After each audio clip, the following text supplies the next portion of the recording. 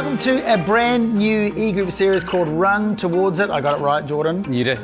We struggled with the title, but I got it right, and it's great to have my good friend Jordan here. Welcome. Nice to be here. Yeah. Nice to be back. Yeah. We're in green today, I noticed. Yeah. It's hard not to notice. Yeah. This is my one flash new hoodie. So. Well done. So I'm really excited about this series because I think it touches on a lot of things that we all are challenged with and faced with on a daily basis, and I think this is going to really help you. But give us the premise of Run Towards It. Like, what are we talking about today? Well, a key question I think that we got to ask ourselves is really, what if the things that we're avoiding, or the thing that we're avoiding, is the actual key to our breakthrough? Hypothetical, of course. Yeah, the thing that we're avoiding, because I think we do all avoid things that may be awkward, difficult, challenging, or whatever, but sometimes those are the things that are actually going to allow us to move forward. You know, like a classic example is around the house. Yeah. What lengths do we go to avoid doing, that one chore that we hate the most? I remember me and some friends were like at a conference, we're staying in someone's house, and we just didn't do the dishes, right? Just didn't do the dishes. We were there for a week, right? And literally we just, every single dish from all of the cupboards was all dirty on the bench. And then it's like, we have to do the dishes now. And so often we're waiting until we have to, rather than engaging in real life challenges, Yeah, so. It's actually really true. I've got a lot of stories of, I can be the great procrastinator of the ages. Yeah, really. Age-old procrastinator. Age-old procrastinator. But I think, I think there's a ton of things in life that we avoid for a range of reasons that some are probably we're aware of, some we're probably not even aware of. But I love that thought that actually potentially on the other side of that is real breakthrough. But because of a whole bunch of things that we're going to discuss over the next the next series of 4, it's going to be really interesting to see what are the kinds of things that people are going to either procrastinate, put aside, for what reasons. I think that's really good. Really good question to probably pause now and have a think about in your eGroup, maybe discuss in a nice light-hearted way of some fun things that you might be avoiding in your daily world. Yeah, like Jake, who doesn't do the laundry until the boys have got no clothes to wear. Well, that was the thing. I think we shared that. We shared that in private. Oh, sorry, Tim. No, it's true. Sometimes if he goes away and travels, I must admit,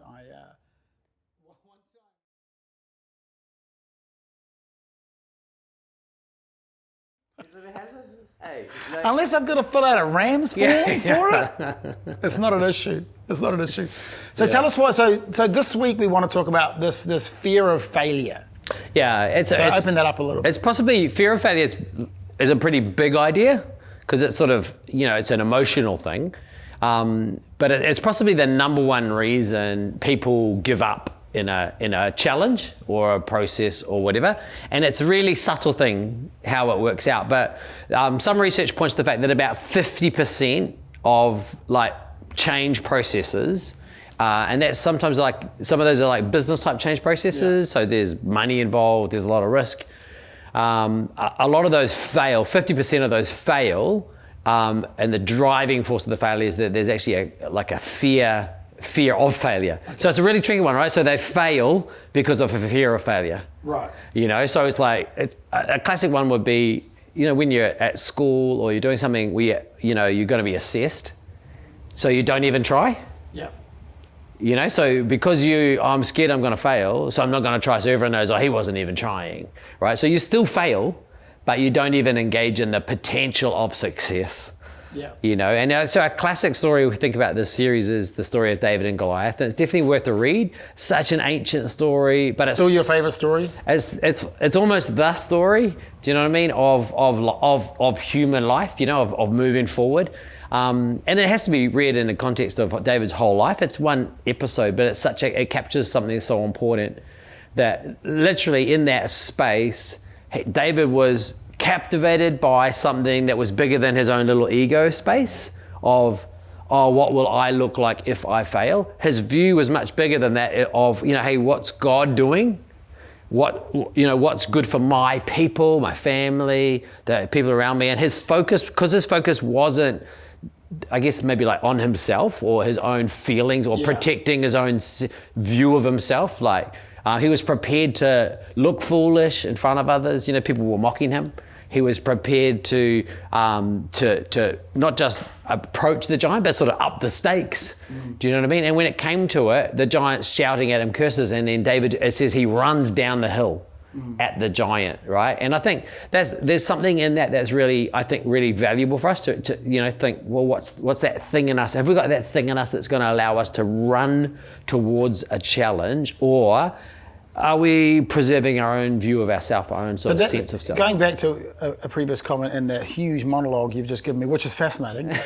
No, but what you said was fascinating around, I was thinking of that JFK quote in 1961 as his inauguration speech: ask not what you can do for your country, what your country can do for you. And it's... Except just the other way around, though. Ask not what you can do for your... Ask not what your country can do for you. Yes. Ask what you can do. That's more motivational, yeah.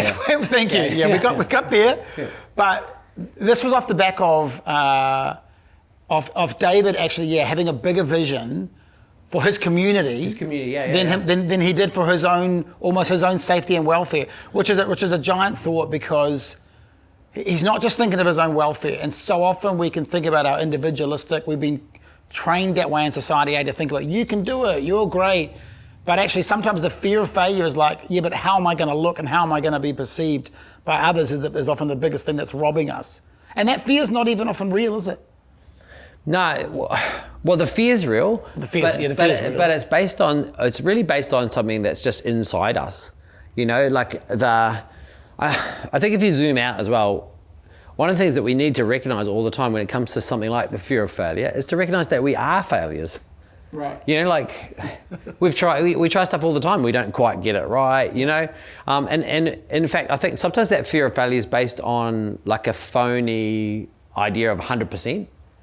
That I could do this thing perfectly, or there was some sort of world where, where it's going to work out exactly right, but actually, life's a risk all the time. You're never gonna have a romantic relationship without addressing this sort of fear, because you're never going to be able to ask somebody out, right? You're never going to be able to... And the relationship's not going to be 100% perfect. You're not going to be 100%...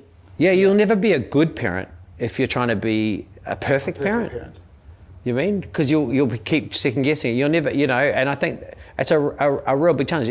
If you want your finances to be perfect, they'll be a shambles. Where if you think, okay, how could I improve this, and how can I engage the challenge, right? I think when you're feeling that thing, oh man, it's not worth it, it's too hard, it's recognizing, hey, how much of that is it too hard, or is it just, this is costing me something in terms of my sense of identity or something like that.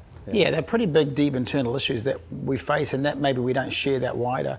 There was a quote that I can't remember. I'm pretty bad with quotes today, but there was a quote that I remember reading really, really recently around I strive for perfection, but I settle for excellence. Yeah. And it's like, we're never going to be. And again, maybe these are some great questions to ask in your eGroup, whether there's a sense of, are there any perfectionists in the room? Are there things where you don't try because of the fear of having to get everything right? In fact, even us stepping out in faith often is because, I need to know the plan, God, before I do. And God's like, no, you step out and then watch me meet you in that place. Yeah. And so I think some really good things to kind of talk about, I think, in our eGroups as well.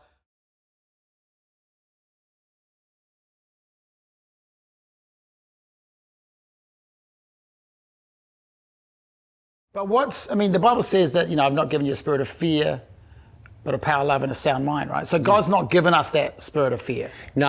I think I think you could, like in Scripture, you could probably trace that back to Adam, where God says, hey, where are you? And they're hiding in the bushes.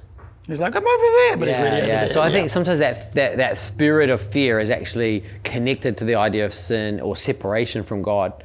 It's because separation from the life. Whereas you see David's got this connection with God that translates into this free action. He's prepared to take on the challenge. Yeah, again, that's a really deep thought. Rewind, have a look at that thought. I don't have a great question, but it's a great thought. What about, you got a good closing story around promotion, which I quite liked. Yeah.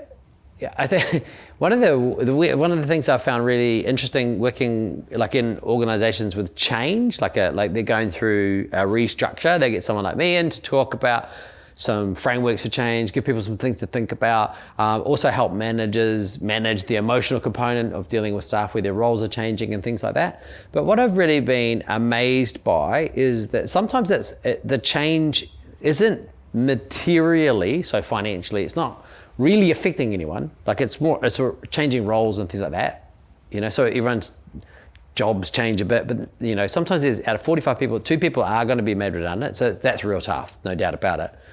Other people, that's just sort of a shift around. You're going to have to relate to a different boss or things like that, which actually turns out to be harder for some people, and then sometimes the person in the whole team who has the biggest challenge dealing with it is the person who's getting promoted, right? So they're going from being an area manager to being the national manager for the thing, and you would think they'd be pumped, right? But they're not. They're the person who's most stressed, most angry about the change process. And this, one example I'm thinking of. And you just think, well, why would that be? And I think it's got to do with this, or what if I'm exposed as being not very good, or what if, and I think really what it is what if my own performance shatters my own delusions about myself? And the big question is, how honest are we about ourselves? In the middle of it, do we have a good understanding of ourselves in terms of what are the stories are we telling ourselves? What are the stories we're telling ourselves? What are the stories we're telling God? There's a lot to kind of unpack, I think, in your eGroups there. Maybe what's a narrative that you're telling yourself as well, and what's the story that you're telling God? I think is a really good thing.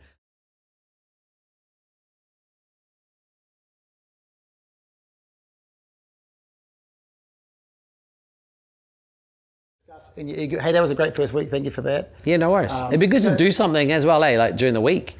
So think about something that you're actually going to do different between this eGroup and the next eGroup. One of the things I want to do is chatting with Jake this morning. One of the things I want to do is actually journal a little bit and try and, at the end of the day, think about my day and think about where in the day was I operating in a way that was just protecting my own, maybe my ego or my sense of myself, rather than just taking action and being bold in what I'm doing, whereas I just trying to pretend like I was holding it all together. And sometimes until you make a decision, each day I'm going to write some stuff down, It's good. Yeah. I'm going to make sure I do the washing a bit more regularly, so my boys are watching this. There'll be clothes for you guys, and I'm sure you'll appreciate that. But that was a great week 1, and again, remind yourself what's an area that you might be avoiding that could be the key to your breakthrough is a great thought for this week. That was great. That was week 1. We'll see you next time for week 2.